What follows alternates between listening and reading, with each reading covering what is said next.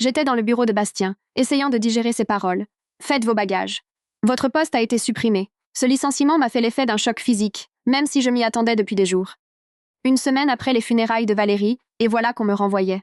Le timing n'était pas une coïncidence. J'ai gardé une expression parfaitement neutre malgré la tempête qui faisait rage en moi. Je comprends. Nous aurons besoin que toutes les informations clients soient transférées immédiatement, a-t-il poursuivi, en faisant glisser un dossier sur son bureau. Surtout les contacts que vous avez gérés directement. J'ai hoché la tête, acceptant le dossier sans l'ouvrir, bien sûr, et il a ajouté, se penchant en avant avec une urgence mal dissimulée. Nous aurons besoin des détails sur les comptes de la Côte d'Azur. Valérie les a mentionnés avant son malheureux décès. C'est là que j'ai su qu'il n'avait aucune idée qu'elle m'avait officiellement transféré l'intégralité du portefeuille de 1,2 million d'euros 3 jours avant sa crise cardiaque. Aucune idée que j'avais déjà démissionné discrètement par lettre recommandée avec accusé de réception, ce matin-là. Je vais tout préparer, ai-je promis avec un sourire plaisant. Bastien semblait presque déçu par ma réaction calme. Il s'attendait à des larmes, peut-être à des supplications. Au lieu de cela, il a fait face à un professionnalisme qui l'a manifestement déstabilisé. Vous avez jusqu'à la fin de la journée, a-t-il dit, me congédiant d'un geste de la main. Je suis sortie de son bureau, passant devant les regards curieux de collègues qui spéculaient manifestement sur mon entretien à huis clos. Certains ont détourné le regard rapidement, coupables de connaître déjà mon sort. D'autres regardaient avec une satisfaction à peine voilée, un concurrent de moins dans la course au pouvoir. À mon bureau, j'ai commencé à emballer méthodiquement mes quelques objets personnels dans un petit carton que la direction des ressources humaines, DRH, avait déjà fourni. Quelle délicate attention de l'avoir préparé. Noémie, de la comptabilité, s'est approchée, la voix basse. « Est-ce vrai qu'il te laisse partir ?» Apparemment, mon poste a été supprimé, ai-je répondu, en enveloppant soigneusement le petit presse-papier en cristal que Valérie m'avait offert pour mon 3e anniversaire dans l'entreprise. C'est ridicule. Tu as apporté cet énorme compte de Coastal Solutions le mois dernier seulement. J'ai haussé les épaules. Les décisions d'affaires ont rarement du sens vu de l'extérieur. Ce que je n'ai pas dit, c'est que c'était exactement ce que Valérie avait prédit, exactement ce que nous avions prévu. 6 mois plus tôt, Valérie m'avait appelé dans son bureau tard un soir.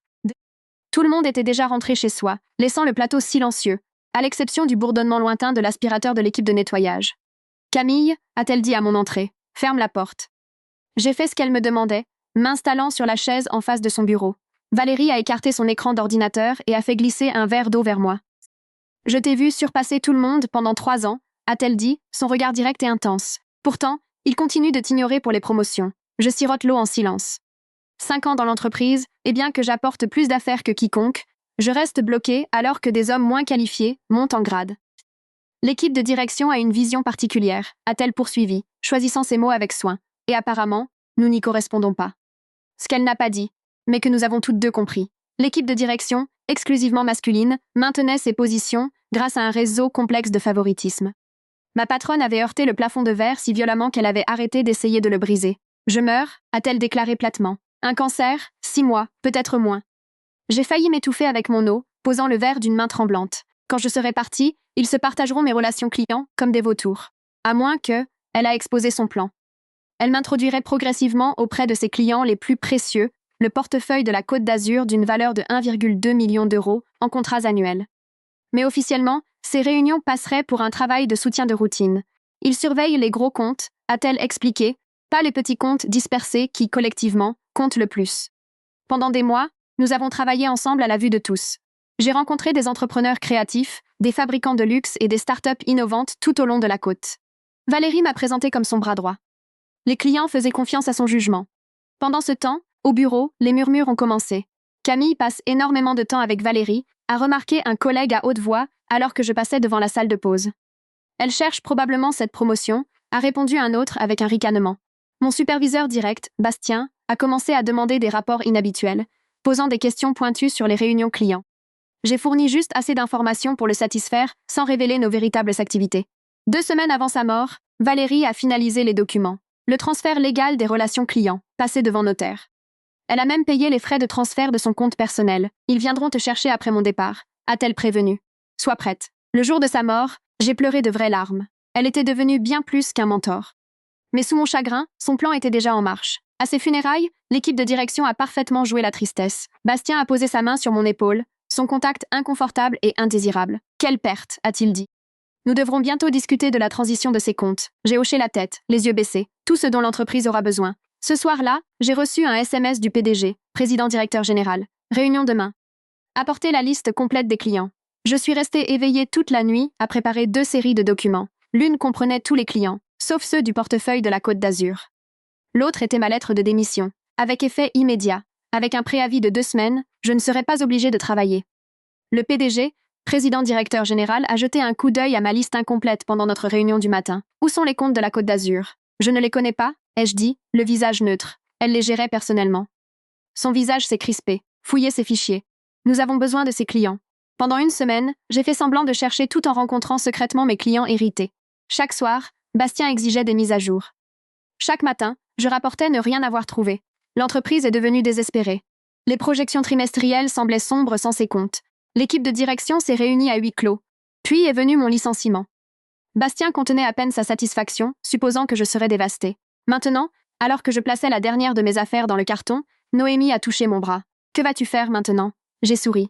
J'ai quelques idées. Si vous appréciez cette histoire jusqu'à présent et que vous voulez savoir ce qui se passe ensuite, cliquez sur le bouton j'aime et abonnez-vous à la chaîne. Je vous promets que le voyage de Camille ne fait que commencer et vous ne voudrez pas manquer la suite. Laissez un commentaire pour nous dire ce qu'elle devrait faire après avoir été licenciée ainsi. Je m'appelle Camille Legrand et jusqu'à aujourd'hui, j'étais directrice de clientèle principale dans l'un des cabinets les plus prestigieux de la ville. Pas le titre le plus glamour, mais j'ai fait en sorte que ça marche.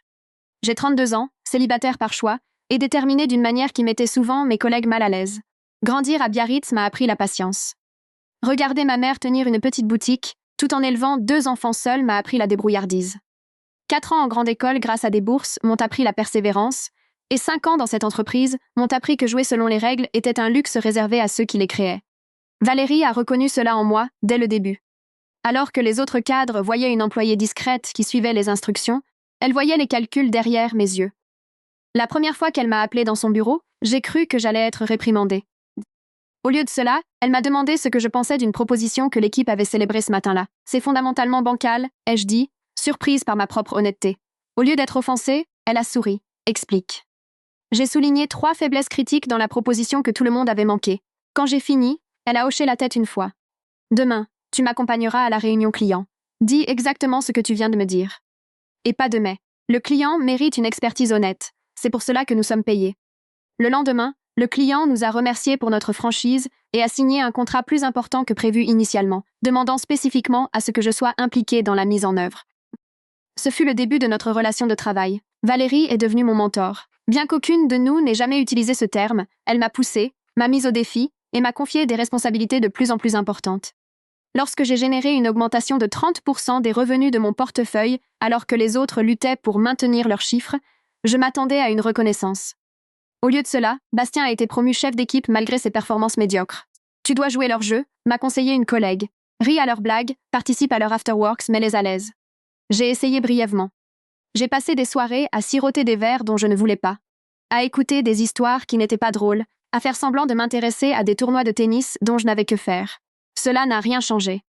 Quand la promotion suivante est allée à Quentin, qui était dans l'entreprise depuis 2 fois moins longtemps que moi, Valérie m'a de nouveau appelé dans son bureau. « Arrête d'essayer d'être comme eux », m'a-t-elle dit. « Ils ont déjà décidé qui tu es. Une menace. » J'ai ri. « Je ne menace personne. Tu es constamment plus performante qu'eux sans entrer dans leur jeu », a-t-elle repris. « C'est la chose la plus menaçante que tu puisses faire. » Elle avait raison, bien sûr. Mes résultats parlaient d'eux-mêmes. Mais les chiffres ne pouvaient pas abattre les barrières invisibles. J'ai regardé des collègues masculins s'approprier mes idées en réunion, m'interrompant seulement pour répéter exactement ce que je venais de dire sous des hochements de tête approbateurs. J'ai enduré des clients posant des questions à des collègues masculins, plus juniors au lieu de s'adresser à moi, malgré mon ancienneté. Et à travers tout cela, j'ai continué à battre des records, à apporter des contrats, à faire gagner à l'entreprise de l'argent qu'ils acceptaient avec plaisir, tout en me refusant toute promotion. Valérie Watrin comprenait. En tant que seule femme cadre, elle avait mené les mêmes batailles pendant des décennies. Elle avait atteint un niveau de succès qui exigeait le respect, mais jamais l'acceptation. Je l'ai regardée naviguer dans des réunions de conseil d'administration où ses suggestions étaient ignorées jusqu'à ce qu'un collègue masculin les répète. Je l'ai vue exclue des tournois de tennis où les vraies décisions se prenaient. « Ne commets pas mes erreurs », m'a-t-elle dit un jour. J'ai attendu qu'ils reconnaissent ma valeur. N'attends pas. Mais je n'étais pas sûre de l'alternative. Jusqu'au jour où elle m'a annoncé son diagnostic. Un cancer du pancréas de stade 4, 6 mois au mieux. Elle l'avait gardé secret pour tout le monde, sauf pour son médecin, et maintenant moi. Pourquoi me le dire ? Ai-je demandé, encore sous le choc. Parce que j'ai besoin de ton aide, a-t-elle répondu. Et parce que tu mérites mieux que ce qu'ils te donneront quand je ne serai plus là. Son plan était à la fois simple et audacieux. Le portefeuille de la Côte d'Azur comprenait 23 clients qu'elle avait personnellement fidélisés sur 15 ans. Des petites et moyennes entreprises qui généraient collectivement 1,2 million d'euros de chiffre d'affaires annuel. Ce n'étaient pas les comptes les plus clinquants dont les cadres se vantaient lors des réunions trimestrielles, mais des clients stables et loyaux qui appréciaient l'attention personnelle. Ces relations sont basées sur la confiance, a-t-elle expliqué. Quand je serai partie, l'entreprise les distribuera à des chefs d'équipe qui n'ont aucun lien avec eux. La moitié partira d'ici 1 an. Que veux-tu que je fasse? Ai-je demandé. Je veux que tu en hérites. Le lendemain a commencé notre chorégraphie minutieuse. Valérie a commencé à me présenter à ses clients comme son associé de confiance. Nous nous rendions aux réunions ensemble, elle m'enseignant l'histoire de chaque client, ses préférences et ses points sensibles. Pour l'entreprise, il semblait qu'elle déléguait enfin une partie de sa charge de travail en raison de problèmes de santé qu'elle avait vaguement mentionnés.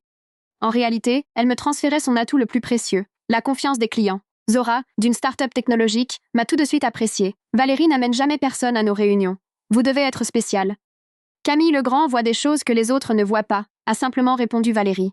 Mathieu, dont l'entreprise d'emballage durable connaissait une croissance rapide, a été plus direct. Est-ce que vous prenez la relève de Valérie? Je l'épaule pour l'instant, ai-je répondu, suivant notre scénario convenu. Bien. Je déteste me répéter avec de nouvelles personnes. Au 3e mois, je connaissais l'activité de chaque client, presque aussi bien que Valérie. Au 4e mois, certains m'appelaient directement au lieu de la solliciter elle. Au 5e mois, nous étions prêtes pour la partie juridique. Tout doit être documenté correctement, a insisté Valérie. Sinon, ils se battront contre toi. Nous avons rencontré son avocat personnel, pas l'équipe juridique de l'entreprise. Des documents ont été rédigés, des signatures sont passées devant notaire, et les autorisations des clients ont été obtenues. Un par un, les comptes m'ont été officiellement transférés en tant que contact principal. L'entreprise restait inconsciente, concentrée sur des comptes plus importants et des projections trimestrielles. Quand Valérie a commencé à venir moins souvent au bureau, invoquant des rendez-vous médicaux, personne n'a remis en question l'augmentation de mes rendez-vous clients. Il supposait que j'assurais un remplacement temporaire.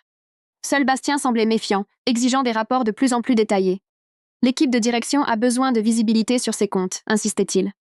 Je fournissais des informations superficielles, rien qui ne révélait la profondeur de mes nouvelles relations avec ses clients. Valérie m'avait mise en garde contre lui spécifiquement. Bastien essaie de mettre la main sur mon portefeuille depuis des années, m'avait-elle dit.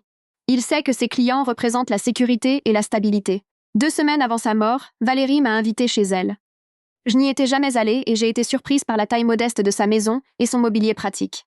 Aucune extravagance malgré son salaire de cadre dirigeante. Je vis selon mes moyens, a-t-elle expliqué en remarquant mon expression. L'indépendance financière te donne des options. Souviens-toi de ça. Sur sa table de salle à manger gisaient les documents finaux. Le transfert officiel des relations clients à mon nom personnel, et non à l'entreprise. Tout était parfaitement exécuté.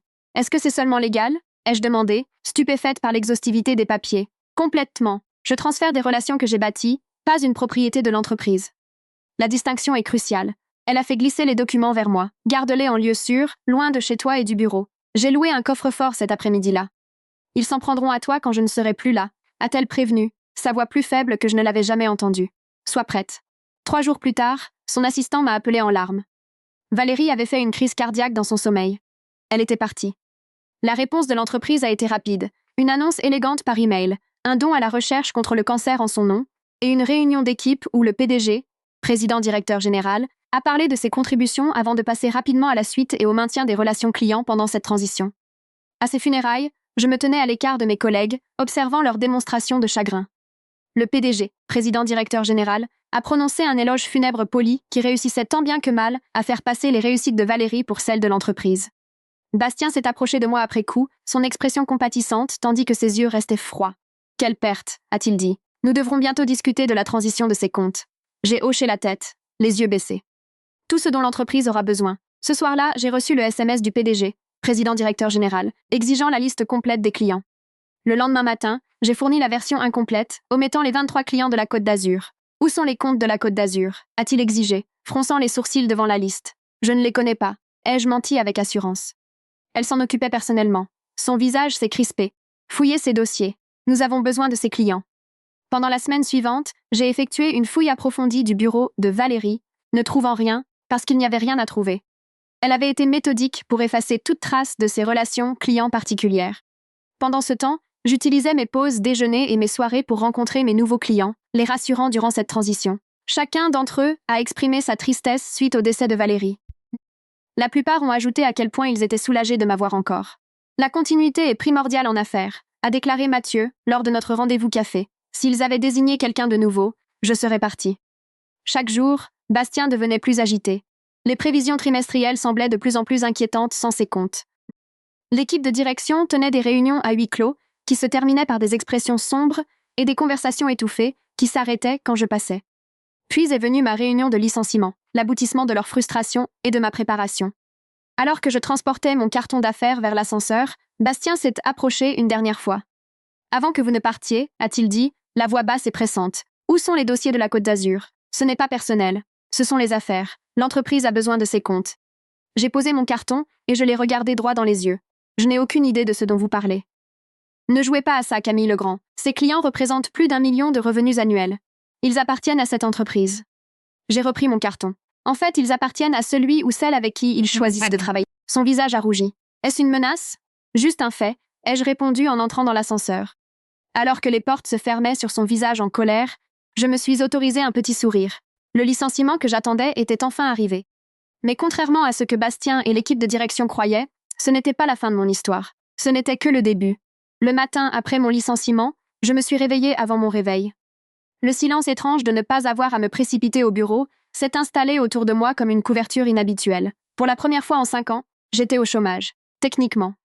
En réalité, j'étais plus libre que je ne l'avais été depuis des années. J'ai fait du café et je l'ai emporté sur mon petit balcon, regardant la ville s'éveiller.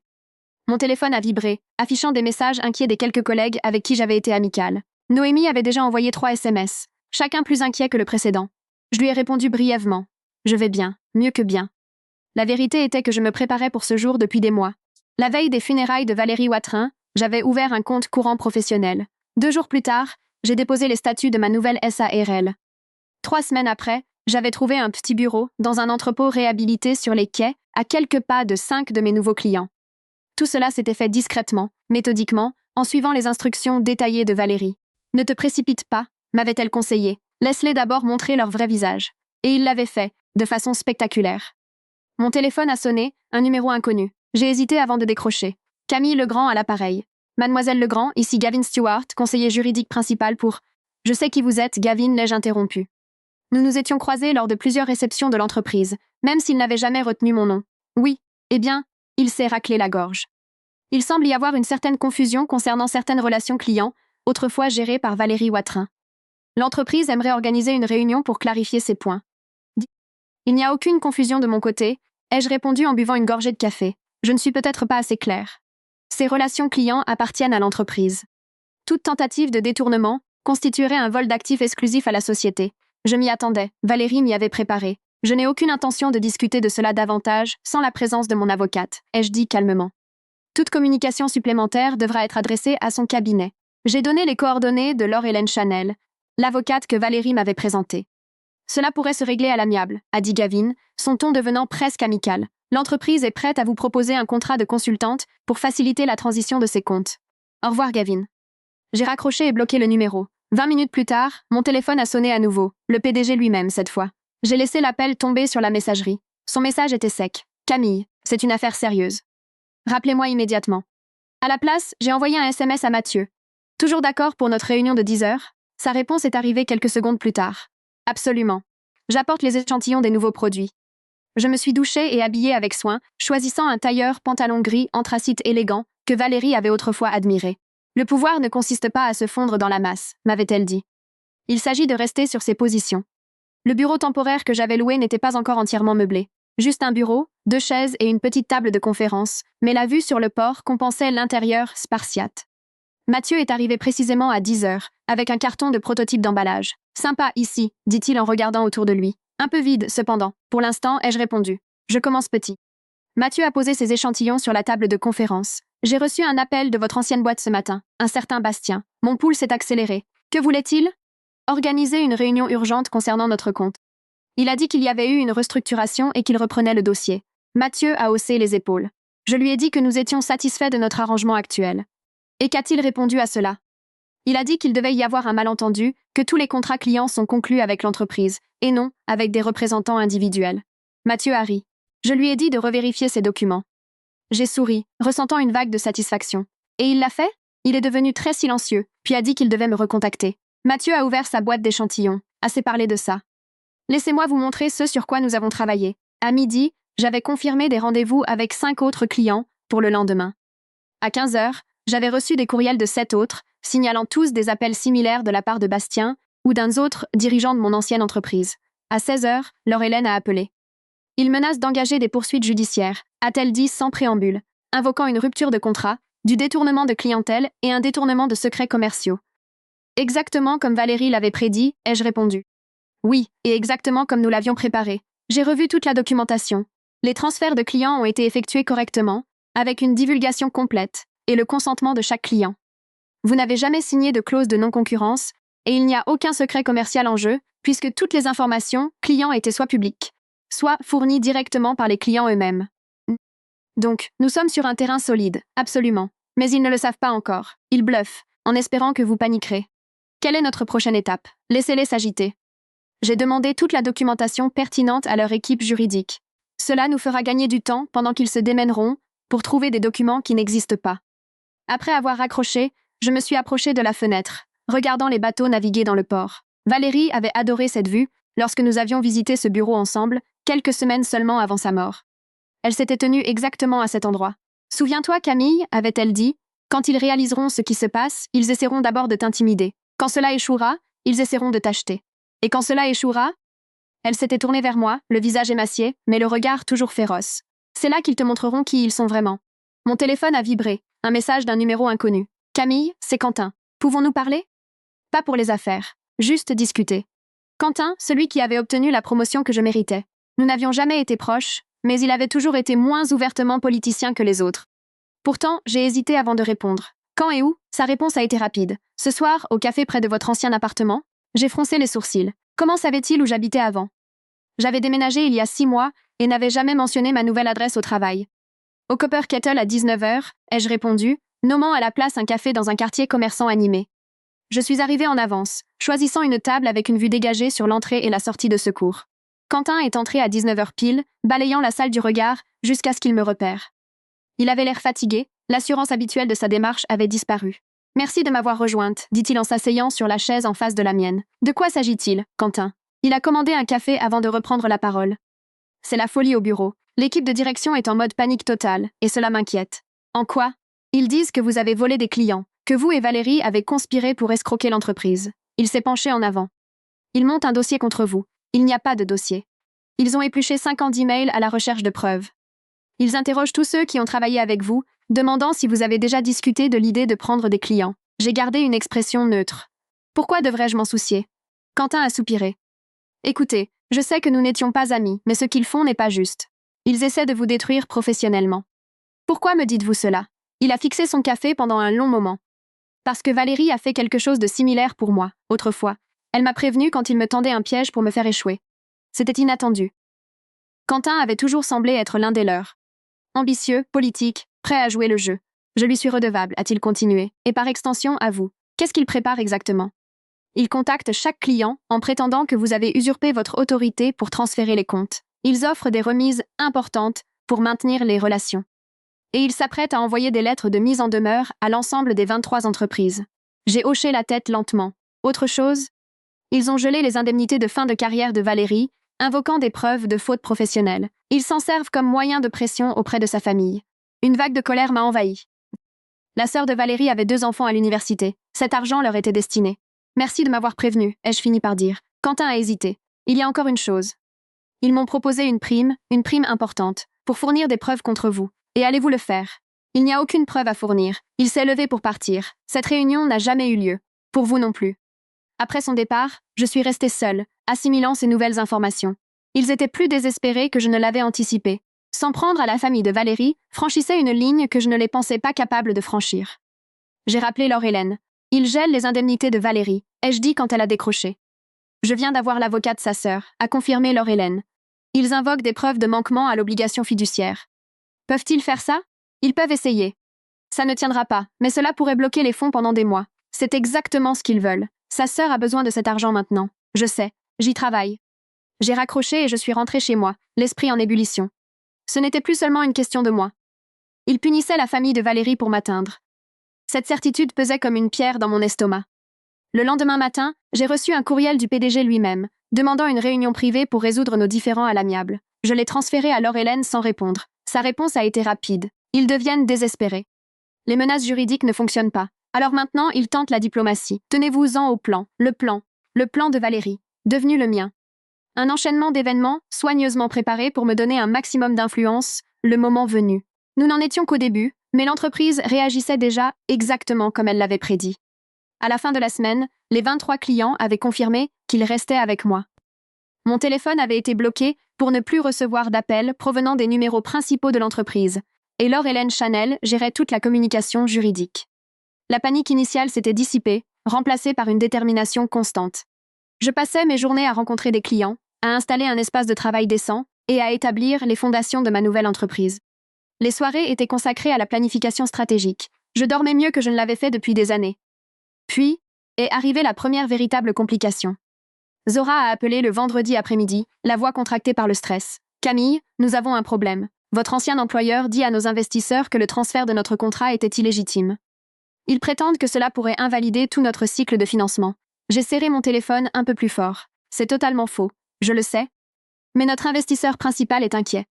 Il parle de se retirer à moins que cela ne soit résolu. La start-up de Zora venait de décrocher un financement crucial de deuxième tour. Perdre cela serait dévastateur. Donnez-moi les coordonnées de vos investisseurs, ai-je dit. Je demanderai à Laure-Hélène de les contacter directement. Il y a autre chose, a continué Zora. Ils ont proposé de réduire nos frais de service de 40% si nous revenions chez eux. Dans notre position, c'est difficile à ignorer. C'était la première fissure dans le mur. Si Zora repartait, d'autres pourraient suivre. Je comprends, ai-je répondu prudemment. C'est un rabais considérable. Mais nous ne voulons pas vous quitter, a-t-elle ajouté rapidement. Vous et Valérie Watrin avez été là dès le début. Nous vous faisons confiance. Laissez-moi voir ce que je peux faire, ai-je promis. Après avoir raccroché, j'ai fait les 100 pas dans mon petit bureau. C'était une escalade à laquelle je ne m'étais pas entièrement préparée. Il ciblait d'abord les clients les plus vulnérables, les startups soumises à la pression des investisseurs et au budget serré. J'ai rappelé Laure-Hélène, lui expliquant la situation. Il joue dur, a-t-elle convenu. Mais nous aussi. Comment ? Je ne peux pas m'aligner sur une remise de 40%. Je n'ai pas leurs ressources. Non, mais vous avez quelque chose qu'ils n'ont pas. Je pouvais entendre son sourire au téléphone. Vous avez le plan de secours de Valérie, je crois. Le lendemain matin, j'ai invité Zora à mon bureau. À son arrivée, Laure-Hélène était déjà là, accompagnée d'un homme que je n'avais jamais rencontré, grand, les cheveux argentés, avec l'assurance de quelqu'un habitué à commander. Zora, je vous présente Ambrose Tanner, ai-je dit. L'ancien mentor de Valérie et le fondateur de son premier groupe d'investissement. Les yeux de Zora se sont agrandis. Ambrose Tanner était une sorte de légende dans le milieu des startups, l'un des premiers investisseurs de dizaines d'entreprises aujourd'hui prospères. Mademoiselle Daswani, a-t-il dit en lui tendant la main. Valérie m'a dit le plus grand bien de votre innovation. Monsieur Tanner, a-t-elle bafouillé. Je n'avais aucune idée que vous étiez impliqué dans l'entreprise de Camille Legrand. Je ne l'étais pas jusqu'à hier, a-t-il répondu en me jetant un coup d'œil. Mais Valérie m'avait demandé de garder un œil sur certaines situations qui pourraient survenir après son départ. Votre dilemme actuel en fait partie. Pendant l'heure qui a suivi, Ambrose a esquissé un partenariat potentiel qui non seulement résoudrait les inquiétudes immédiates des investisseurs de Zora, mais pourrait potentiellement accélérer la croissance de son entreprise. Au moment où elle est partie, la crise s'était transformée en opportunité. Merci, ai-je dit à Ambrose une fois que Zora fut partie. Valérie ne m'avait jamais dit qu'elle vous en avait parlé. Valérie gardait toujours plusieurs cordes à son arc, a-t-il répondu. Elle m'a contacté peu de temps avant sa mort, m'a expliqué ce qu'elle prévoyait pour vous, et m'a demandé si je serais prêt à intervenir si certaines situations se présentaient. Et vous avez accepté, tout simplement ? Le regard d'Ambrose s'est adouci. Valérie a sauvé mon entreprise il y a 20 ans, quand tout le monde m'avait condamné. J'avais une dette envers elle. Et puis, a-t-il ajouté avec un léger sourire, j'observe ces dirigeants gâcher les talents depuis des années. Il est temps que quelqu'un leur donne une leçon. Au cours des 2 semaines suivantes, des scénarios similaires se sont produits avec d'autres clients vulnérables. Lorsque mon ancienne entreprise les ciblait avec des remises agressives ou des pressions d'investisseurs, je trouvais des moyens de renforcer ces relations plutôt que d'essayer simplement de les maintenir. Pour l'entreprise de meubles sur mesure de Quentin, je l'ai mis en relation avec 3 nouveaux partenaires de vente au détail. Pour la gamme de soins bio de Laure-Hélène Chanel, j'ai organisé un article de fond dans une grande publication de style de vie. Chaque solution était adaptée spécifiquement aux besoins du client, démontrant un niveau d'attention personnelle que mon ancienne entreprise ne pouvait égaler. Les tactiques de l'équipe de direction devenaient de plus en plus désespérées. Ils tentaient de contacter mes clients en dehors des heures de bureau. Ils répandaient des rumeurs sur la stabilité financière de ma société. Ils ont même envoyé un gestionnaire de compte junior devant mon immeuble de bureau pour intercepter les clients à leur arrivée. Malgré tout, j'ai conservé le calme que Valérie m'avait montré en exemple. Ne les laissez jamais vous voir transpirer, conseillait-elle. Dès l'instant où vous réagissez émotionnellement, ils croient qu'ils ont gagné. 3 semaines après mon licenciement, j'ai reçu un autre courriel du PDG, président-directeur général, marqué comme urgent et confidentiel. Cela a assez duré, disait-il. Nous sommes prêts à vous offrir un poste d'associé avec tous les privilèges de direction si vous restituez les comptes de la Côte d'Azur à la direction de l'entreprise. Cette offre expire dans 48 heures. Je l'ai transférée à Laure-Hélène avec une seule question. Est-ce le moment? Sa réponse fut tout aussi brève. Presque. Ce soir-là, j'ai étalé toute ma documentation sur ma table de salle à manger. Contrat client, accord de transfert, correspondance par courriel, notes de réunion, tout était méticuleusement organisé et conservé. 5 mois de préparation minutieuse menant à ce moment. Mon téléphone a sonné. C'était le numéro de Bastien. J'ai répondu par curiosité. L'offre du PDG est sincère, a-t-il dit sans saluer. Un poste d'associé à part entière, un bureau d'angle, un ensemble de rémunération de hauts dirigeants. Cela semble généreux, ai-je répondu. C'est plus que généreux. C'est sans précédent. Et quel serait mon rôle dans cette association?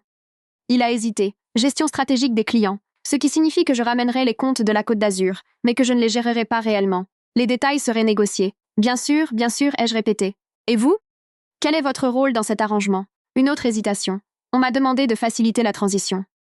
Ce qui signifie qu'on vous a dit de me convaincre à tout prix, parce que les chiffres trimestriels tombent la semaine prochaine et que l'équipe de direction panique. Le silence a confirmé mon analyse.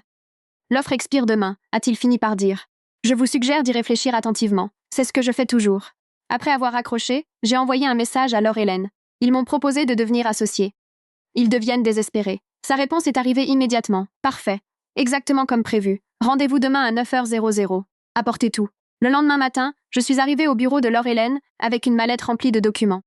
Elle m'attendait avec une collègue que je n'avais jamais rencontrée, une femme à l'air sérieux présentée simplement comme Diane, de la brigade financière. Mon cœur s'est emballé quand j'ai compris ce qui se passait. C'était le moment vers lequel Valérie tendait depuis le début. Pas seulement un plan pour que je récupère des clients et lance ma propre affaire, mais quelque chose de bien plus grand. Mademoiselle Legrand, a dit Diane, je crois savoir que vous avez des informations concernant de potentielles irrégularités financières au sein de votre ancienne entreprise. J'ai regardé Laure-Hélène, qui a hoché la tête d'un air encourageant. Oui, ai-je répondu en ouvrant ma mallette. Je le pense, en effet. Les documents que j'ai posés sur la table ne représentaient qu'une fraction de ce que Valérie avait compilé sur 15 ans. Des preuves de manipulation financière systématique qui allaient bien au-delà de simples astuces comptables. Comptabilisation créative des revenus, dépenses dissimulées, contrats clients artificiellement gonflés. Une stratégie de tromperie conçue pour augmenter les bonus des dirigeants tout en trompant les actionnaires. Valérie a découvert ces anomalies il y a 3 ans, ai-je expliqué. Elle a commencé à tout documenter, en montant un dossier méthodiquement. Pourquoi n'a-t-elle pas signalé cela immédiatement? A demandé Diane. Elle a d'abord essayé en interne, en suivant les voies hiérarchiques. Quand cela a échoué, elle a approché un membre du conseil d'administration de manière confidentielle. 2 semaines plus tard, le budget de son département était réduit de 30% et 3 de ses employés étaient licenciés. Diane a examiné les documents attentivement, et elle a partagé tout cela avec vous? Pas avant de savoir qu'elle était mourante. Elle avait besoin de quelqu'un pour continuer ce qu'elle avait commencé. Les transferts de clients, a ajouté Laure-Hélène, n'avaient pas seulement pour but d'aider Camille à lancer sa propre entreprise. Il s'agissait de protéger ses clients de ce qui allait arriver. Et qu'est-ce qui arrive exactement? A demandé Diane. J'ai sorti le dernier document, une analyse détaillée, montrant que l'entreprise surfacturait systématiquement ses clients tout en fournissant des services insuffisants, en utilisant un langage contractuel complexe pour masquer cette pratique. Quand cela deviendra public, ai-je dit doucement, la réputation de l'entreprise sera détruite. Valérie voulait que ses clients soient protégés avant que cela n'arrive. Diane a ramassé les documents avec précaution. Cela prendra du temps à vérifier. Bien sûr, ai-je accepté. Valérie l'avait compris aussi. C'est pourquoi elle a été si méthodique dans sa documentation. Alors que Diane partait avec les preuves, Laure-Hélène s'est tournée vers moi avec un signe d'approbation de la tête. Vous avez fait exactement ce que Valérie espérait de vous. Garder son sang-froid, suivre le plan et livrer la pièce finale exactement au bon moment. Alors, que se passe-t-il maintenant? Ai-je demandé. Maintenant, nous attendons, mais plus pour très longtemps. J'ai quitté le bureau de Laure-Hélène Chanel en me sentant étrangement plus légère, comme si un poids que je portais avait enfin été déposé. La dernière pièce du plan de Valérie Watrin était en marche. Tous ces mois de préparation minutieuse avaient mené à cet instant. Mon téléphone a vibré avec un message du PDG, président directeur général. L'offre expire aujourd'hui à 17h mer. Dernière chance. Je n'ai même pas pris la peine de répondre. Il n'y avait plus rien à dire. Au lieu de cela, je me suis rendue à mon bureau au bord de l'eau où 3 rendez-vous clients étaient prévus pour l'après-midi. La vie suivrait son cours. Les affaires continueraient, peu importe ce qui allait se passer ensuite. Alors que je déverrouillais la porte du bureau, mon téléphone a de nouveau sonné. Un numéro inconnu. J'ai failli ne pas répondre, pensant qu'il s'agissait d'une énième tentative désespérée de quelqu'un de l'entreprise. Mais quelque chose m'a poussé à accepter l'appel. Camille Legrand à l'appareil. Madame Legrand. La voix n'était pas familière, autoritaire. Ici l'inspectrice Reeves, de la brigade financière. Nous aimerions fixer un entretien formel concernant les documents que vous avez fournis ce matin. J'ai fermé les yeux, submergé par un mélange d'émotions. Bien sûr, tout ce dont vous aurez besoin. Et mademoiselle Legrand, vous devriez peut-être allumer les informations financières. J'ai raccroché, les doigts tremblant légèrement en affichant les actualités sur ma tablette. Le titre m'a instantanément coupé le souffle. Ouverture immédiate d'une enquête de l'AMF, Autorité des marchés financiers, contre un grand cabinet de conseil suite à des allégations de malversation. L'article mentionnait des documents fournis par un lanceur d'alerte et des irrégularités financières systématiques. L'action de la société avait déjà chuté de 8% avant l'ouverture de la bourse. Mon téléphone a immédiatement commencé à vibrer de notifications. Des clients m'écrivaient pour confirmer que leur rendez-vous était maintenu. Noémie me demandait si j'avais vu les nouvelles, et un dernier message du PDG, président directeur général. Qu'avez-vous fait? J'ai posé la tablette et j'ai pris une profonde inspiration. C'était l'aboutissement du plan de Valérie Watrin. Pas seulement des transferts de clients et mon nouveau cabinet, mais la justice. Le genre de justice qui ne peut être ni négociée, ni enterrée sous des menaces juridiques. Au fil de la matinée, les nouvelles se faisaient plus précises. La cotation de l'action de l'entreprise a été temporairement suspendue après une chute de 20%. Les analystes financiers décortiquaient les allégations.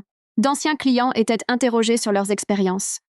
À midi, les premiers dirigeants étaient photographiés, quittant l'immeuble sous escorte de sécurité. À 14h, le conseil d'administration avait annoncé une réunion d'urgence. À 16h, Bastien et 3 autres cadres avaient été mis à pied en attendant les résultats de l'enquête. Malgré tout, j'ai assuré mes rendez-vous clients comme prévu, bien que tout le monde veuille discuter des dernières nouvelles. « Est-ce que vous étiez au courant ?» m'a demandé Mathieu lors de notre conférence téléphonique de l'après-midi. « Concentrons-nous sur votre prochain lancement de produit », ai-je répondu, sans confirmer ni infirmer. Ce soir-là, Laure-Hélène Chanel m'a appelé. L'AMF, Autorité des marchés financiers, a demandé des entretiens formels avec 17 employés et anciens employés. Votre nom est en haut de la liste. Je m'en doutais. Ils ont également gelé tous les bonus et les rémunérations des dirigeants des 3 dernières années. J'ai pensé à la sœur de Valérie Watrin et à ses enfants qui étaient en grande école. Qu'en est-il des prestations posthumes? Est-ce que la famille de Valérie va quand même être lésée? En fait, non. J'ai déjà eu la confirmation que son dernier dossier de rémunération est traité séparément en raison de circonstances spéciales. Apparemment, personne ne veut donner l'impression de punir la famille d'une lanceuse d'alerte décédée en ce moment. J'ai souri, sentant un poids s'envoler. Bien, c'est ce qui compte le plus. Il y a autre chose, a ajouté Laure-Hélène Chanel. Ils ont retrouvé le rapport original de Valérie d'il y a 3 ans. Celui qui était censé avoir été perdu lorsqu'elle a tenté de signaler les irrégularités en interne pour la première fois. Il était caché dans un serveur de fichiers restreint à la direction. Donc, ils savaient depuis le début, chacun d'entre eux. Toute l'équipe de direction était complice. J'ai remercié Laure-Hélène Chanel et j'ai raccroché, marchant jusqu'à la fenêtre de mon appartement pour regarder les lumières de la ville s'allumer alors que le crépuscule tombait. Tout se déroulait exactement comme Valérie Watrin l'avait prévu. L'entreprise qui nous avait systématiquement marginalisés toutes les deux faisait maintenant face aux conséquences de ses actes. Mon téléphone a vibré avec un nouveau message. Quentin, cette fois, il cherche des boucs émissaires. Bastien prétend que Valérie et toi avez tout fabriqué. Cela ne m'étonnait pas. Laisse-le faire, les documents parlent d'eux-mêmes. On m'a demandé de faire une déposition sur tes pratiques de travail. Et vas-tu le faire? Je dirai la vérité. Que tu étais la personne la plus intègre de cet immeuble. J'ai posé mon téléphone, étrangement touché par sa loyauté. Peut-être que tout le monde, dans mon ancienne vie, n'était pas un ennemi après tout. Le lendemain matin, l'inspectrice Reeves est arrivée à mon bureau pour notre entretien formel. Pendant 3 heures, je lui ai expliqué chaque document, chaque anomalie, chaque tentative faite par Valérie Watrin pour régler les problèmes par les voies hiérarchiques. Elle tenait des registres méticuleux, a observé l'inspectrice Reeves, en étudiant un tableur particulièrement détaillé comparant la facturation client déclarée au service réellement rendu. Valérie croyait en la responsabilité, ai-je répondu. Elle avait l'habitude de dire que l'intégrité ne consiste pas à faire ce qu'il faut quand tout le monde regarde. C'est ce que l'on fait quand on pense que personne ne nous voit. Après le départ de l'inspectrice Reeves, je suis restée seule dans mon bureau, éprouvant un étrange mélange de soulagement et de tristesse. Valérie Watrine aurait dû être là pour voir ça. Elle avait tout orchestré si parfaitement, mais ne verrait pas les résultats de sa planification. Mon téléphone a sonné. Un numéro inconnu avec l'indicatif de la ville natale de Valérie. Camille? C'est Iris, la sœur de Valérie. Mon cœur s'est emballé. Iris, oui, comment allez-vous? Je viens de recevoir la notification que les prestations de Valérie sont débloquées. Toutes. L'équipe juridique de l'entreprise est soudainement devenue très coopérative. Je suis heureuse de l'apprendre. Il y a autre chose. Sa voix s'est adoucie. Valérie a laissé une lettre pour vous chez mon avocat. Il avait pour instruction de la remettre 1 mois après que tout soit arrivé. Voulez-vous que je vous l'envoie par la poste ou je peux venir vous voir? Je peux venir, ai-je dit rapidement, si cela vous convient. 2 jours plus tard, j'étais assise dans le salon modeste d'Iris, tenant une enveloppe avec mon nom écrit de l'écriture si particulière de Valérie Watrin. Iris m'avait laissé mon intimité, sortant pour s'occuper de son jardin. La lettre était datée d'1 semaine avant la mort de Valérie. Camille, si tu lis ceci, c'est que tout s'est déroulé comme prévu. L'entreprise fait l'objet d'une enquête. Les clients sont en sécurité avec toi et la sécurité financière de ma famille est préservée. Ce que tu ne sais pas encore, c'est pourquoi je t'ai choisi. Ce n'était pas seulement pour ta compétence ou ton intégrité, bien que les deux soient remarquables. C'était parce qu'il y a 3 ans, quand j'ai découvert les irrégularités financières pour la première fois, tu as été la seule personne à remarquer que quelque chose n'allait pas. Avec l'entreprise, oui, mais plus important encore, avec moi. Tu m'as demandé si j'allais bien alors que personne d'autre ne voyait au-delà de ma façade soigneusement entretenue. Tu as proposé ton aide sans savoir ce que tu proposais d'aider. À ce moment-là, j'ai su que tu étais différente. L'entreprise essaiera de me dépeindre comme une femme vindicative, une employée mécontente orchestrant leur chute depuis l'au-delà. Il y a peut-être une part de vérité là-dedans. Mais ma véritable motivation était la justice. Pour moi-même, pour toi, pour chaque personne dont la carrière a été étouffée parce qu'elle refusait de jouer selon des règles corrompues. Le portefeuille que je t'ai laissé n'est pas seulement composé de clients. C'est une opportunité. Construis quelque chose de mieux que ce d'où nous venons. Crée l'entreprise pour laquelle nous avons toujours mérité de travailler. Il reste une dernière chose. Dans le coffre-fort, où tu as gardé nos documents, tu trouveras la clé d'un garde-meuble. À l'intérieur se trouve tout ce dont tu auras besoin pour comprendre pleinement l'ampleur de ce que nous avons découvert. Utilise-le avec sagesse, respect et confiance. Valérie. J'ai plié la lettre avec précaution, les larmes brouillant ma vue. Même maintenant, des mois après sa mort, Valérie Watrin me guidait encore, m'offrant sa sagesse depuis l'au-delà. Le lendemain matin, je me suis rendue au garde-meuble. À l'intérieur se trouvait un seul classeur contenant des dossiers détaillés sur chaque dirigeant de l'entreprise.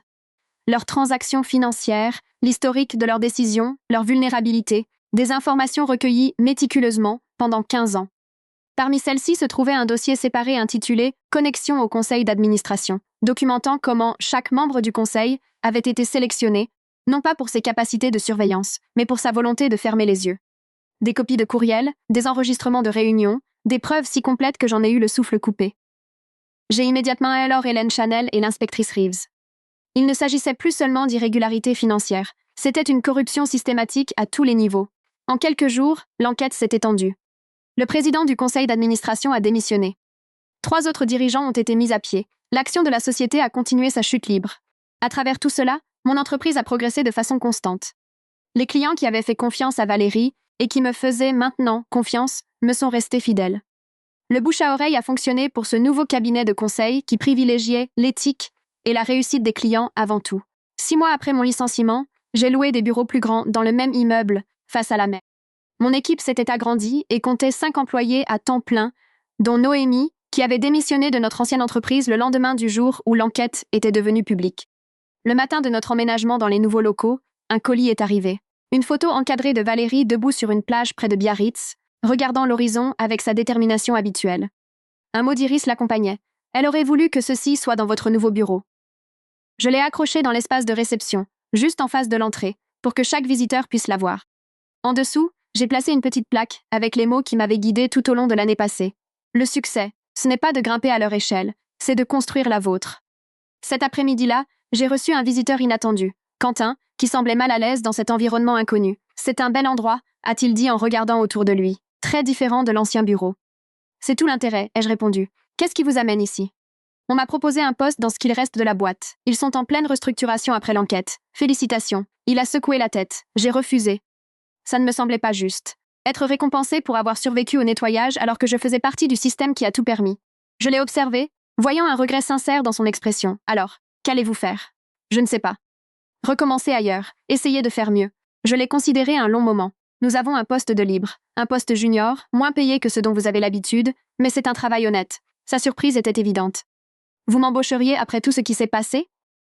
Valérie croyait aux secondes chances, et vous m'avez prévenu quand vous n'étiez pas obligé de le faire. La semaine suivante, notre équipe s'est réunie pour l'inauguration officielle de l'agrandissement des bureaux. Des clients, des amis, et même d'anciens collègues qui nous avaient contactés après avoir quitté l'ancienne entreprise. Iris est venue avec ses enfants, visiblement émue par la photo de sa sœur, exposée bien en vue. En regardant tout ce que nous avions construit, pas seulement une entreprise, mais une communauté fondée sur les principes que Valérie chérissait, j'ai ressenti sa présence aussi intensément que si elle se tenait à mes côtés.